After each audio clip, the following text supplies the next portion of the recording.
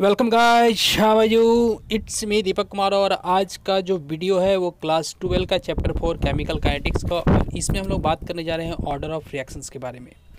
ये वीडियो का part number 5 है। इससे पहले 4 वीडियो इस चैप्टर के बन चुके हैं। तो जो भी व्यूवर्स मेरे इस चैनल पर नहीं है, सबसे पहले क्या करेंगे, इस चैनल को सब्सक्राइब करेंगे और चारों की चारों वीडियो को देख लेंगे, तब ये वीडियो अच्छे ढंग से समझ में आएगा। तो चलिए स्टार्ट करते हैं हम लोग आज का टॉपिक, ऑर्डर ऑफ रिएक्शंस। ठीक ना। ऑर्डर ऑफ रिएक्शंस किसको बोलते हैं हम लोग, तो बोलते क्या है, द सम ऑफ पावर, है ना, द सम ऑफ पावर, या फिर इसी को हम लोग एक्सपोनेंट के नाम से भी जानते हैं। द सम ऑफ पावर और exponent of the concentration of the reactant, है ना। The sum of power of exponent of the concentration of the reactant in rate law expression. ठीक है, concentration of reactant in rate law expression each called order of reactions. इसको इस तरह से define करेंगे, the sum of power और exponent of the concentration of the reactant in rate law expression. ठीक है, expression is called order of reactions. तो इस तरह से हम लोग ऑर्डर ऑफ रिएक्शंस को डिफाइन कर सकते हैं। इसको हम लोग अच्छे ढंग से समझेंगे यहाँ पे एग्जाम्पल के साथ। ठीक ना, द सम ऑफ पावर और exponent of concentration of reactant in rate law expression is called order of reaction. तो ये रेट लो एक्सप्रेशन पे ज़्यादा फोकस करना है। रेट लो एक्सप्रेशन बताया गया था कि ये एक्सपेरिमेंटली निकाला जाता है। हम लोग क्या करते हैं, स्टैक्योमेट्रिक कोएफिशिएंट या बैलेंस्ड केमिकल इक्वेशन से कोई भी केमिकल रिएक्शंस को रेट लो में एक्सप्रेस नहीं कर सकते। उसके लिए क्या होना चाहिए, वो एक्सपेरिमेंटली वेरीफाइड होना चाहिए। ये चीज़ आपको याद रखना है। ठीक है ना, कि एक्सपेरिमेंटली वेरीफाइड होना चाहिए। एक्सपेरिमेंटली वेरीफाइड होगा वही रेट लो हम लोग पढ़ लेते हैं, है ना। यहाँ पे एक जनरल रिएक्शन ले ले रहे हम लोग, A mole of A B mole B मिल करके क्या बना रहा है, एक प्रोडक्ट का बना रहा है फॉर्मेशन। इस तरह से प्रोडक्ट का फॉर्मेशन किया हुआ यहाँ पे। तो यहाँ पे अकॉर्डिंग टू, है ना, अकॉर्डिंग टू अगर हम लोग रेट लो, है ना, जो कि एक्सपेरिमेंटली निकाला जाता है, अकॉर्डिंग टू रेट लो जो कि एक्सपेरिमेंटली निकाला जाता है, और एक्सपेरिमेंटली से ही रेट लो बोला जाता है। नहीं तो ये लॉ ऑफ मास एक्शन हो जाएगा। लॉ ऑफ मास एक्शन हम लोग पढ़ चुके हैं कि क्या होता है, उसमें स्टैक्योमेट्रिक कोएफिशिएंट पावर में चला जाता है। तो लॉ ऑफ मास एक्शन और रेट लो में यही डिफरेंस है कि यहाँ पे क्या होगा, हम लोग एक्सपोनेंट एक्स और वाई के बारे में बात करते हैं। इस चीज़ को मैंने प्रीवियस वीडियो में भी बात किया था, है ना, जहाँ पे मैंने रेट लो एक्सप्रेशन के बारे में, या रेट लो रेट इक्वेशन या रेट एक्सप्रेशन, तीन इसका टर्म होता है। ए और बी जो हो सकता है ये थ्योरेटिकली होता है, इसको हम लोग स्टैक्योमेट्रिक कोएफिशिएंट बोलते हैं। और ये लॉ ऑफ मास एक्शंस पे हम लोग बोलते हैं कि लॉ ऑफ मास एक्शंस पे अगर हम लोग लिखना चाहेंगे तो यहाँ लॉ ऑफ मास एक्शंस पे लिख सकते हैं, कंसंट्रेशन ऑफ ए के पावर में ए बी, तो वो लॉ ऑफ मास एक्शंस हो जाएगा। लेकिन रेट लो में क्या होता है, तो रेट लो एक्सपेरिमेंटली निकाला जाता है, जहाँ पे हम लोग एक्स और वाई बोल सकते हैं। ये एक्स और वाई है ना, इवन, या फिर हम लोग बोल सकते हैं कि एक्स और वाई जो यहाँ पे है ये क्या है, कैलकुलेटेड एक्सपेरिमेंटली, है ना। इसको एक्स और वाई को कैलकुलेटेड एक्सपेरिमेंटली निकाला गया है, मतलब एक्सपेरिमेंटल बेसिस पे। एक्सपेरिमेंट डिफरेंट टाइप के एक्सपेरिमेंट किए जाते हैं, उसके बेसिस पे ये एक्स और वाई का मतलब कैलकुलेशन किया जाता है। और ये एक्स और वाई का वैल्यू जो होता है ये आपको मैच कर भी सकता है ए और बी से, और नहीं भी मैच कर सकता है। तो एक्स और वाई यहाँ पे देख रहे हैं हम लोग। तो हम लोग यहाँ पे सम अगर बात करेंगे, sum of X, sum of exponent, है ना, एक्सपोनेंट जो कि ए और कंसंट्रेशन, है ना, ए का एक्स है और बी का वाई है। तो एक्स प्लस वाई का सम जो होता है ये हम लोग को गिव्स क्या करेगा, ये ऑर्डर ऑफ रिएक्शंस देगा। Sum of exponent X plus Y आपको क्या देगा, तो यही चीज़ ऑर्डर ऑफ रिएक्शंस देगा। यहाँ तक आपको ऑर्डर ऑफ रिएक्शंस समझने में कोई दिक्कत नहीं हुआ। अब आगे हम लोग देखते हैं क्या, कि यहाँ पे एक्स का अगर बात करें तो एक्स ए की कंसंट्रेशन को रिप्रेजेंट करेगा, और बी जो है ये वाई के कंसंट्रेशन को, वाई जो है बी के कंसंट्रेशन को रिप्रेजेंट करेगा, और एक्स जो है ए के कंसंट्रेशन को रिप्रेजेंट करेगा। तो वही चीज़, where as X and Y represent the order of reactions. ठीक है, order with respect to A and B respectively. ठीक ना, एक्स और यहाँ वाई जो एक्सपोनेंट है ये किस चीज़ को रिप्रेजेंट कर रहा है, ए के कंसंट्रेशन को, है ना, और बी जो वाई जो है ये बी के कंसंट्रेशन को रिप्रेजेंट कर रहा है। इसको ध्यान में रखना है। ठीक है, तो एक्स और वाई क्या है, कैलकुलेटेड एक्सपेरिमेंटली, ये आपको याद रखना है। Sum of exponent X plus Y क्या देता है, ये ऑर्डर ऑफ रिएक्शंस दिखता है। Where as X and Y क्या है, रेस्पेक्ट द, है ना, represent the order with respect to A and B respectively. तो ऑर्डर ऑफ रिएक्शंस यहाँ पे आपको ये ध्यान रखना है कि कैन बी 0 1 2 3, है ना, कुछ भी हो सकता है यहाँ पे। लेकिन जनरली, इन जनरल जो मिलेगा आपको 3 से ज़्यादा नहीं मिलता है, सम केसेस में आपको 4 मिलेगा। तो आपको याद रखना है कि ऑर्डर ऑफ रिएक्शंस 0 1 2 3 होने के साथ साथ फ्रैक्शन में भी हो सकता है। ठीक ना, ये चीज़ भी याद रखना है। Order of reactions can be 0, 1, 2, 3, 4 reactions in some cases it, है ना, इट आल्सो इन फ्रैक्शंस। कुछ केसेस में क्या हो सकते हैं, ऑर्डर ऑफ रिएक्शंस फ्रैक्शन में भी आ सकते हैं। तो आपको अगर फ्रैक्शंस में ऑर्डर ऑफ रिएक्शंस आता है तो उसके लिए डरना नहीं है, ऑर्डर ऑफ रिएक्शंस फ्रैक्शंस में भी आ सकता है, ठीक है। इसके डिफरेंट एग्जांपल्स यहाँ लेके चलेंगे। फॉर एग्जांपल हम लोग अगर पहला नंबर लेते हैं, फॉर एग्जांपल अगर एक मान लीजिए कोई रिएक्शंस है जिसका रेट लो एक्सप्रेशन इस तरह से हम लोग लिख रहे हैं, rate equal to rate constant है ना, कंसंट्रेशन ऑफ ए, उसके पावर में क्या है एक्सपोनेंट 1/2 है, बी है उसके पावर में 3/2 है। तो अगर अब पूछा जाए कि इसका ऑर्डर ऑफ रिएक्शंस क्या होगा, तो सिंपली क्या करना है, order of reactions equal to लिखेंगे, order of reactions equal to क्या लिखेंगे हम लोग, तो 1/2 प्लस 3/2, ठीक ना, 1/2 और ये 3/2 को दोनों को ऐड कर देना है तो निकल जाएगा क्या, order of reactions 4/2 equal to 2 लिख देंगे। तो इस तरह से ऑर्डर ऑफ रिएक्शंस बहुत निकालना आसान होता है। आपको सिर्फ अगर रेट लो एक्सप्रेशन दिया हुआ तो आसानी से निकाल सकते हैं, ठीक है। अभी दूसरा एग्जांपल जो हम लोग ले रहे हैं यहाँ पे अमोनिया का डिकम्पोजिशन ले रहे हैं, ठीक है। अमोनिया का डिकम्पोजिशन लेते हैं। याद रखना है कि ये जो डिकम्पोजिशन होता है अमोनिया का डिकम्पोजिशन, ये चूँकि कैटलिस्ट है ना, कैटलिस्ट के प्रेजेंस में होता है, याद रखना है इस चीज़ को। तो कोई भी केमिकल रिएक्शन जो कैटलिस्ट के प्रेजेंस में होता है उसको याद रखना है वो जीरो ऑर्डर रिएक्शंस होता है, ठीक ना। वहाँ पे कंसंट्रेशन पे वो इंडिपेंडेंट होता है, कंसंट्रेशन का कोई रोल नहीं होता है। जीरो ऑर्डर रिएक्शंस में कंसंट्रेशन का कोई रोल नहीं होता है। यहाँ प्लेटिनम कैटलिस्ट आपको दिख रहा है, प्लेटिनम कैटलिस्ट या कोई भी कैटलिस्ट अगर कोई रिएक्शंस में उस तरह का दिखा देता है जिसमें कि रिएक्शन जो होता है वो टोटली कैटलिस्ट पे डिपेंड करता है, तो उस तरह के ऑर्डर ऑफ रिएक्शंस को हम लोग जीरो ऑर्डर रिएक्शन बोलते हैं। तो इसको जीरो से दिखा देंगे हम लोग, कोई भी कैटलिस्ट यहाँ नोट में लिख लेना है आपको। तो इसका ऑर्डर ऑफ रिएक्शंस पहले लिख लेना है, ऑर्डर ऑफ रिएक्शंस क्या हो जाएगा, order of reactions he zero, ठीक है। ऑर्डर ऑफ रिएक्शंस क्या हो जाएगा, जीरो हो जाएगा। तो इस तरह से ये हो गया। इसके बाद नोट बात कर लेते हैं हम। नोट क्या बात करेंगे, तो हम लोग लिख सकते हैं फोटोकेमिकल रिएक्शंस। फोटोकेमिकल रिएक्शंस भी इसका हम लोग दूसरा एग्जांपल बात कर सकते हैं कि फोटोकेमिकल जो रिएक्शंस होता है, जो मतलब सनलाइट के प्रेजेंस में होता है, फोटोकेमिकल रिएक्शंस जो कि अगर अल्ट्रा वायलेट रेज में है ना, carried out by ultraviolet rays है ना, photochemical reactions carried out by ultraviolet rays through free radical mechanism. अगर फ्री रेडिकल मैकेनिज्म के द्वारा हो रहा है, वहाँ पे अल्ट्रा वायलेट रेज यूज हो रहा है, तो वो फिक्स्ड है कि कौन सा होगा, तो वो जीरो ऑर्डर रिएक्शंस होगा, है ना। और इससे पहले बात कर चुके हैं हम लोग क्या, कि अगर कैटलिस्ट है ना, मोस्ट कैटालिटिक रिएक्शंस जो होता है ना, एंड मोस्ट कैटालिटिक रिएक्शंस यहाँ पे लिख देना है, नोट में इसको लिख देना है, मोस्ट कैटालिटिक रिएक्शंस ही जनरली जीरो ऑर्डर रिएक्शंस, ठीक है। जो किसी सरफेस पे होता है, सरफेस वाले रिएक्शंस जो होते हैं वो जीरो ऑर्डर रिएक्शंस होते हैं। तो नोट में ये चीज़ ये ध्यान रखना है कि फोटोकेमिकल रिएक्शंस अगर अल्ट्रावायलेट रेज में फ्री रेडिकल मैकेनिज्म के थ्रू हो रहा है, या फिर जितने भी कैटालिटिक रिएक्शंस होते हैं अगर सरफेस पे हो रहा है, किसी कैटलिस्ट के प्रेजेंस में हो रहा है, तो वो जीरो ऑर्डर रिएक्शंस में आते हैं, ठीक है। तो ये नोट में आपको याद कर लेना है। तो आपको समझ में आया होगा कि कैसे हम लोग किसी भी रिएक्शंस का ऑर्डर ऑफ रिएक्शन निकालते हैं। तो यहाँ से आपको एक हिंट्स दिया गया कि अगर सरफेस पे किसी कैटलिस्ट के प्रेजेंस में हो रहा है तो जीरो ऑर्डर रिएक्शंस होगा। अगर कोई सनलाइट के प्रेजेंस में हो रहा है, जैसे इसका एग्जांपल बात कर लेते हैं हम लोग फोटोकेमिकल का, हाइड्रोजन गैस और क्लोरीन गैस आपस में कंबाइन कर रहे हैं इन प्रेजेंस ऑफ सनलाइट, ठीक है। सनलाइट के प्रेजेंस में फोटोकेमिकल रिएक्शंस हो रहा है या नहीं, तो ऑर्डर ऑफ रिएक्शन इसका हम लोग आसानी से किसी के कंसंट्रेशन पे डिपेंड नहीं करेगा, कोई भी रिएक्टेंट के कंसंट्रेशन पे डिपेंड नहीं करता, ये केवल और केवल सनलाइट पे डिपेंड कर रहा है। सनलाइट अगर दिया जाएगा तो रिएक्शन प्रोसीड करेगा क्योंकि वो एक्टिवेशन एनर्जी सप्लाई करता है।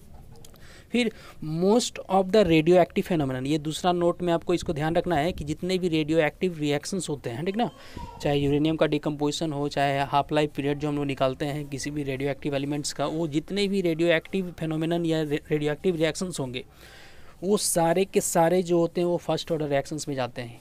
ये चीज़ भी आपको, ये मतलब एक 1 मार्क्स का क्वेश्चन में आ सकता है कि रेडियो एक्टिव जो इंटीग्रेशन या डिसइंटीग्रेशन होता है वो किस तरह के फेनोमेनन में जाता है, किस तरह का ऑर्डर ऑफ रिएक्शन होता है, तो उसको याद रखना है, फर्स्ट ऑर्डर रिएक्शंस, ठीक है।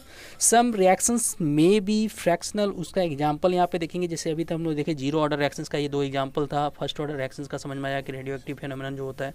यहाँ पे फ्रैक्शनल को देखने वाला हम लोग, ठीक है, कि कुछ रिएक्शंस जो फ्रैक्शनल होते हैं जिसका ऑर्डर ऑफ रिएक्शन जो होता है वो फ्रैक्शनल होता है, वो कैसे, सम रिएक्शंस में भी फ्रैक्शनल ऑर्डर ऑफ रिएक्शन, उसको यहाँ देख रहे हैं हम लोग।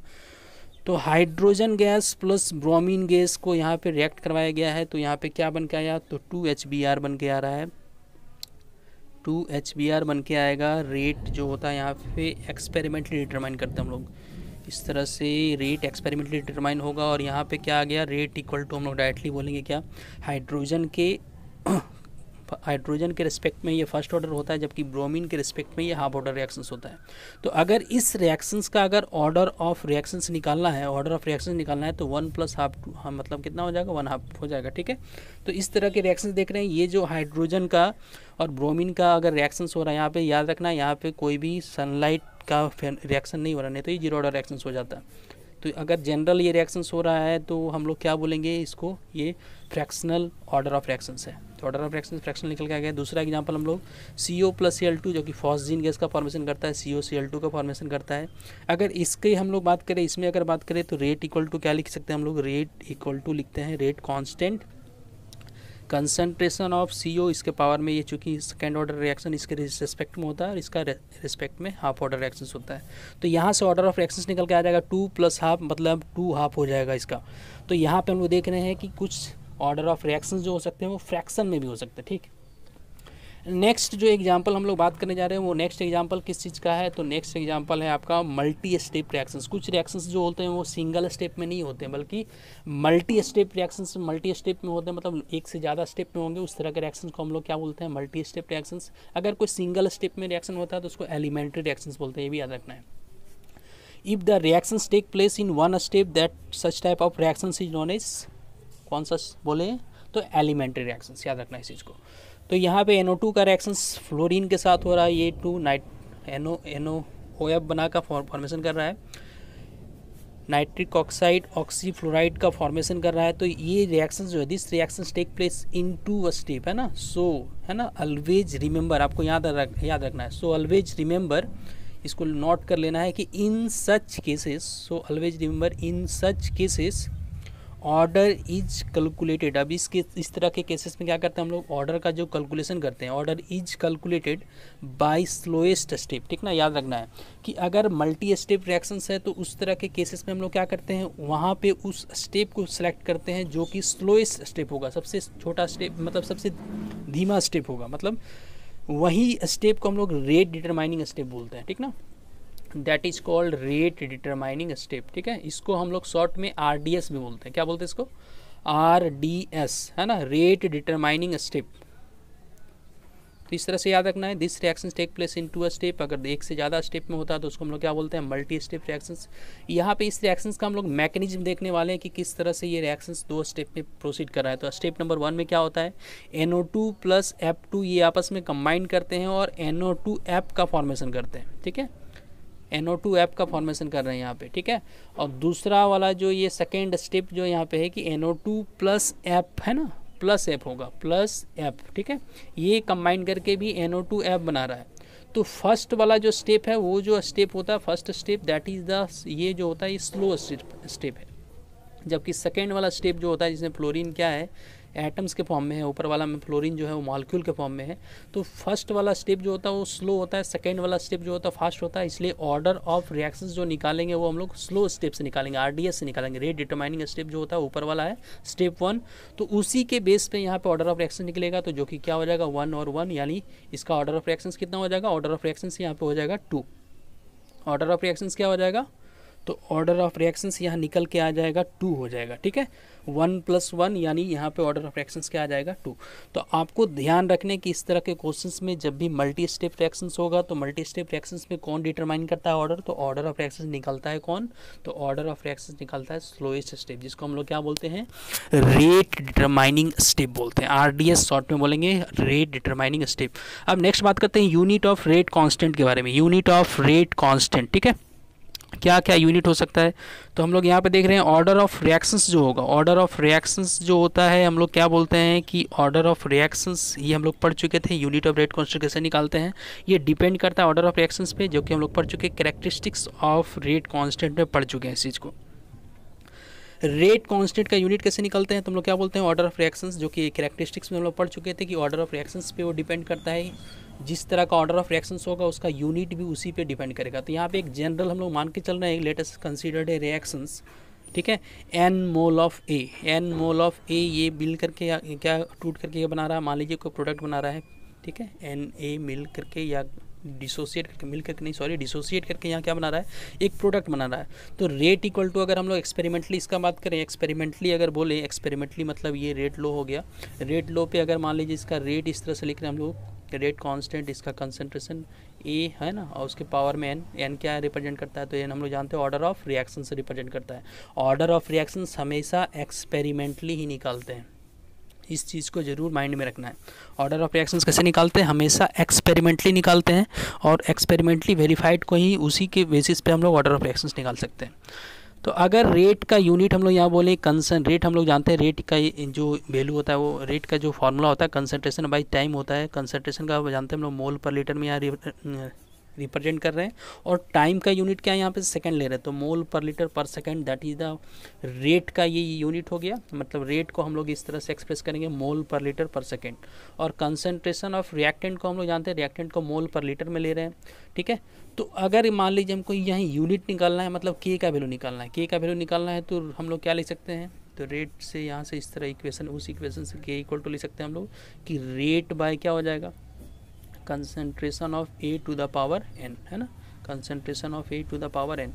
तो रेट का यूनिट क्या बोले हम, तो रेट का यूनिट बोल रहे हैं हम लोग कंसंट्रेशन बाय टाइम, ऐसे होगा, है ना, कंसंट्रेशन बाय टाइम, या पर सेकंड ले लीजिए उसको। और इसका जो हो जाएगा, इसमें हम लोग क्या लिखेंगे, तो कंसंट्रेशन पर पावर एन ले लीजिए। अगर कंसंट्रेशन को हम लोग क्या कर रहे हैं, कंसंट्रेशन को अगर मोल पर लीटर ले रहे हैं, ठीक है, मोल पर लीटर, और इसके पावर में कितना हो जाएगा, तो 1 है, कुछ नहीं तो पर सेकंड तो है, ठीक है। और कंसंट्रेशन पे हम लोग यहाँ ले रहे हैं मोल पर लीटर, और उसके पावर में क्या हो जाएगा, एन, ऊपर में कुछ नहीं है मतलब 1 होगा। तो अब क्या करना है, दोनों नीचे वाला मोल पर लीटर, नीचे ऊपर का मोल पर लीटर और नीचे का मोल पर लीटर के पावर में एन, है ना। तो इसको अगर हम लोग अगर मैथमेटिकली सॉल्व करेंगे तो क्या हो जाएगा, 1 के पावर में क्या हो जाएगा, -1। तो 1 के पावर -n आ गया, याद रखना है पर सेकंड, ये बहुत इंपॉर्टेंट चीज़ है। रेट कांस्टेंट का बहुत सारे न्यूमेरिकल्स क्वेश्चंस में पूछे जाते हैं कि इसका क्या, कौन सा ऑर्डर ऑफ रिएक्शन है, तुम लोग बहुत आसानी से देख के पता कर सकते हैं, उसके रेट कांस्टेंट का वैल्यू को देख के पता कर सकते हैं कि कौन सा ऑर्डर ऑफ रिएक्शंस होगा या कौन सा केमिकल रिएक्शंस वहाँ पे हो रहा है, ठीक है। अगर n का वैल्यू 1 लेते हैं, यानी फर्स्ट ऑर्डर रिएक्शंस के लिए बात कर रहे हैं यहाँ पे, n का वैल्यू 1 का करने का मतलब फर्स्ट ऑर्डर रिएक्शंस, तो k के लिए हम लोग क्या करेंगे, मोल पर लीटर, है ना, मोल पर लीटर को आप शॉर्ट में m भी लिख सकते हैं, कैपिटल M।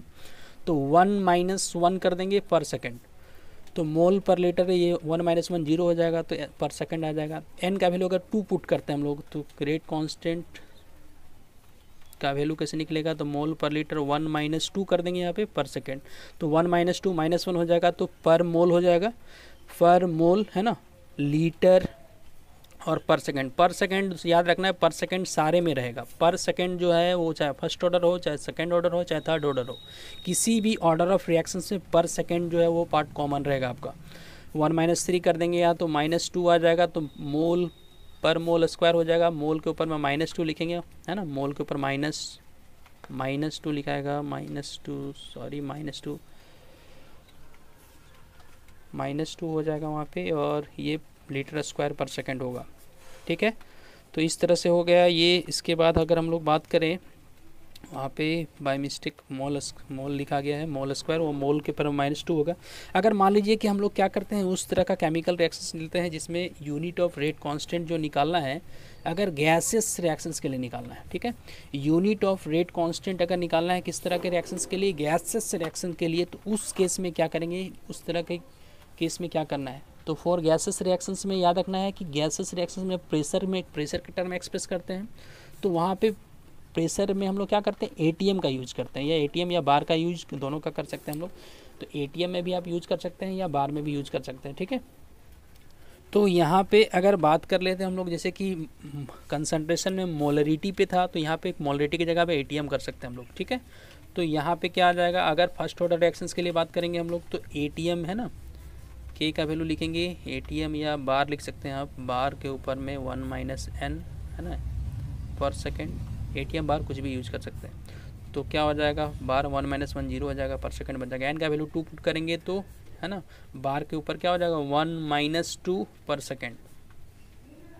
तो यहाँ पे क्या आ जाएगा, बार के ऊपर -1, बार इनवर्स साइन पर सेकंड, तो सारे में कॉमन होना है, ठीक है। तो इस तरह से आप क्या कर सकते हैं, किसी भी ऑर्डर ऑफ रिएक्शंस के थ्रू हम लोग क्या कर सकते हैं, रेट कांस्टेंट को आसानी से निकाल सकते हैं। आप रेट कांस्टेंट के थ्रू भी आप पहचान सकते हैं कि वो किस तरह का ऑर्डर ऑफ रिएक्शंस है।